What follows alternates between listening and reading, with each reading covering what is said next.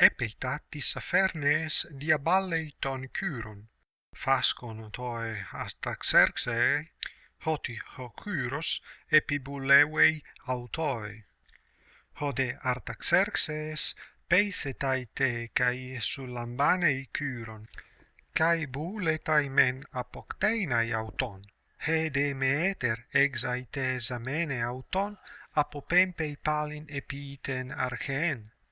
Hode Kyros aperchetai, kai eede misei ton adelphon, kai bulleuetai hopos basileusei antekeinu.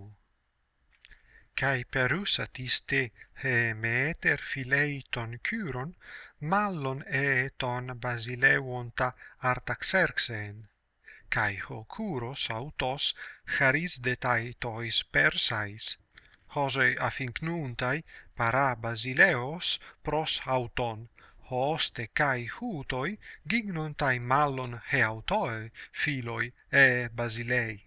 Charisdetai de kai tois barbarois tois par he autoe, hina osin eunoi, kai epimeleitai auton, hina echosin empeirian tuo polemein, kai athrois dei stratiotas ton Helenon lathra, hopos labei Basilea aparaskevon.